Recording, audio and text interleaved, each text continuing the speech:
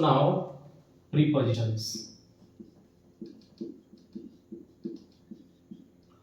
अब देखिए इस वर्ड्स के से ही आपको बहुत कुछ समझने को मिल सकता है ना। देखिए जैसे यहाँ लिखा हो प्री और यहाँ लिखा है पोजीशन ना, इसको समझिए। पोजीशन का मतलब प्लेस ना, कहां पर, प्री, तो प्री का मतलब बिफोर।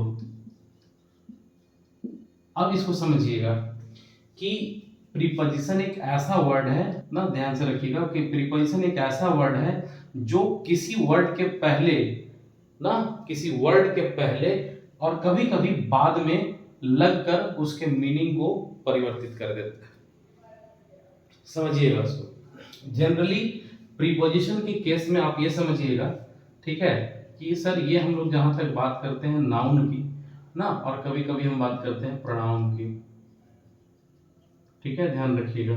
तो नाउन और प्रोनाउन के पहले बिफोर यूज होता है, और इसका जिस वर्ड के साथ कनेक्शन हो, वर्ड यहां देखिए मैं लिख देता हूं, अन्य किसी वर्ड्स के साथ इसका अगर मेल हो तो इसका कंप्लीट अर्थ में चेंज कर देता है ना, change in the meanings, change in the meanings, कि इसके कंप्लीट मीन्स को ये बदल देता है। क्लियर है। और वर्ब होता है, तो हम लोग देखते हैं कि वर्ब के बाद यहां पर प्रीपोजिशन आप देखते होंगे, जिसके कारण कि हम इस वर्ड को एक नया नाम देते हैं, उसको ही हम लोग बोलते हैं फ्रेजल वर्ब्स ना। देखते होंगे आप लोग, फ्रेजल वर्ब्स कहते हैं। क्यों कहते हैं? क्योंकि वर्ब के बाद में लगने से उसका मीनिंग चेंज कर देता है। तो एक चीज याद रखिएगा कि वर्ब के केस में हम लोग प्रीपोजिशन को आफ्टर देखते हैं, और नाउन प्रोनाउन के केस में हम लोग प्रीपोजिशन को बिफोर देखते हैं ना। दोनों चीज को याद रखिएगा। अब एक कंप्लीट डेफिनेशन की अगर हम लोग बात करें तो हम लोग कैसे समझेंगे? डिफाइन करने के लिए हमारे पास एक सोर्स है कि अ वर्ड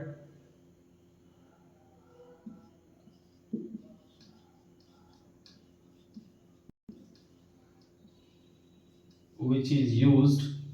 देखिए यहां आप डेफिनेशन को यहीं से समझ सकते हैं, दोनों पॉइंट को देखिए मैंने लिख दिया, यहां से आपको समझना काफी आसान है। क्लियर है ना। तो अब हम लोग उसको समझने की कोशिश करिए। लिखा है ना कि a word which is used before, which is used before a noun or pronoun, before a noun or pronoun to link, to link noun and pronoun, to link noun and pronoun to the other words of the sentences। Clear है। समझिएगा, sentence में एकदम easy तरीके से आप इसके definitions को समझने का कोशिश करिएगा। मैंने यहाँ क्या लिखा है, जो यहाँ लिखा है मैंने उसको बस वहां पर समझाने की कोशिश किया है। समझ जाइएगा कि एक वर्ड, ठीक है, जिसका यूज किया जाता है बिफोर मतलब पहले ना। बिफोर मतलब क्या?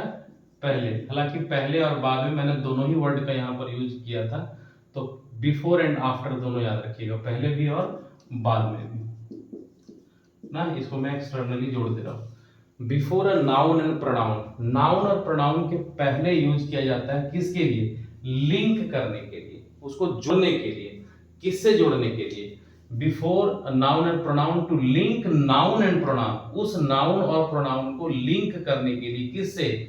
Other words of the sentence, sentence में जो अदर वर्ड्स लिखे होते हैं उससे लिंक करने के लिए, ठीक है। और इसमें आपको याद रखना चाहिए एंड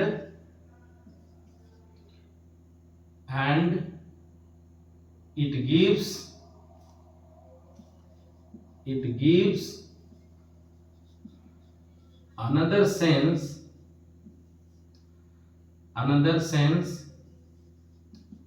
देन इट हैज। एक और चीज याद रखिएगा कि हम जब नाउन और प्रोनाउन में प्रीपोजिशन को जोड़ देते हैं तो इसका जो अपना मीनिंग होता है उसके अलावे इसका एक नया अर्थ निकल जाता है। क्लियर है ना, ध्यान में रखिएगा। तो एक कंप्लीट जो हम लोग फ्रेज पॉइंट की बात करते हैं, कंप्लीट सेंटेंस की बात करते हैं ना, जिसे हम लोग एक लाइन में जो याद रखने के लिए लिखेंगे, जिसको डेफिनेशन को बच्चे चूंकि देखते हैं उसको समझने में याद रहनी चाहिए। लिखिएगा, ये आप लोग हमेशा रट लीजिएगा। अ वर्ड और group of words used to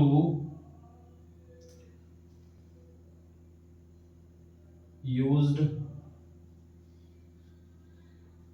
before a noun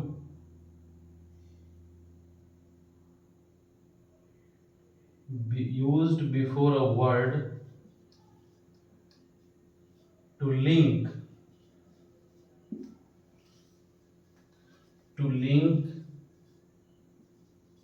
nouns, pronouns and phrases to the other words in the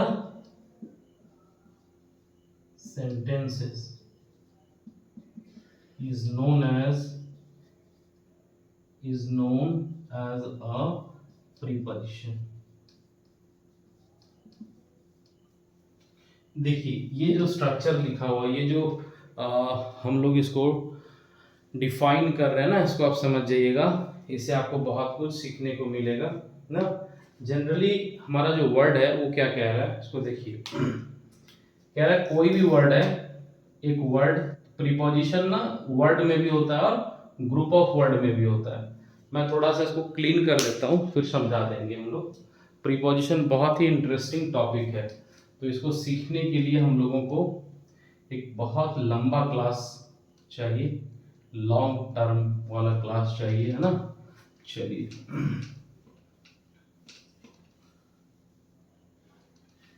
देखिए, अब जहां बात आई वर्ड और ग्रुप ऑफ वर्ड्स, मैंने क्यों लिखा मैं इसे क्लियर कर देता हूं। अगर बात हम करते हैं प्रीपोजिशन की ना, तो प्रीपोजिशन के ना तीन ब्रांच होते हैं। कौन कौन तीन होते हैं? 1 2 3। ये तीन कौन कौन से ब्रांचेस होते हैं समझ लीजिएगा। बेसिक, इसको हम लोग प्राइमरी भी बोलते हैं, ठीक है। और दूसरा कौन होता है? कंपाउंड। और तीसरा कौन होता है? कॉम्प्लेक्स ना। अब आप समझेंगे कि सर ये तो आप सेंटेंस का फॉर्म सिखा रहे हैं, नहीं, ये आपको समझना पड़ेगा। जैसे हम लोग बात करें इन, एट, ऑन, विथ, हाँ, बिफोर, आफ्टर, तो इस तरह के जो वर्ड्स हैं वो कहलाते हैं बेसिक प्रीपोजिशन। और ये जो सेंटेंस है, इसको आप देखते ही आपको समझ में आ जाएगा कि सर हम लोग किस प्रकार के वर्ड्स का वहां यूज करते हैं। क्लियर है ना। तो कंपाउंड वर्ड और कॉम्प्लेक्स वर्ड में बहुत तरह का अंतर है। जैसे कॉम्प्लेक्स में दो तीन वर्ड्स का मिलन होता है, in favour of, in addition to, हाँ, इन रिक्वेस्ट टू। तो इस तरह के जो वर्ड्स आएंगे तो क्या होते हैं? फ्रेजल होते हैं। और यहाँ अब हम लोग क्या बात करते हैं, किस तरह के वर्ड्स का यूज करेंगे? कंपाउंड प्रीपोजिशन में। तो कंपाउंड प्रीपोजिशन जब हम लोग पढ़ते हैं तो आपको याद होने चाहिए कि प्रीपोजिशन का ऐसा वर्ड्स जो दो वर्ड्स के मिलने से बना हो, ठीक है। जनरली जो वर्ड्स दो वर्ड्स के मिलने से बना हो, जैसे विदाउट, बिसाइड, हाँ, और बहुत तरह के वर्ड हैं, बिलो, अमंग। तो इस तरह के जो वर्ड्स हैं मैं इनका पूरा सीरीज को डाल दूंगा ताकि आप लोग हैं, आप लोग उसको देखें, उसको सीखें। तो जनरली जो वर्ड्स होते हैं, कंपाउंड वर्ड्स के लिस्ट बहुत बड़ा है, मैं वो अभी यूज करने के लिए आपको दिखाऊं ताकि आप डेफिनेशन में समझ जाएं। कॉम्प्लेक्स का बहुत, बेसिक का बहुत ज़्यादा है, आप जितना ज़्यादा हो प्रीपोजिशन के वर्ड्स को रटें, समझें। हालांकि इसका जब कंप्लीट वीडियो आएगा तो आपको ये पूरा डिटेल में सीखेंगे, आप सबसे ज़्यादा इंजॉय करने वाला चैप्टर आपका प्रीपोजिशन होगा। चलिए अब हम लोग नेक्स्ट की तरफ करते हैं, और वो हम लोग देखेंगे किसके बारे में, वो आज हम लोग करेंगे अब इसके बाद कंजंक्शन के बारे में। Interesting topic.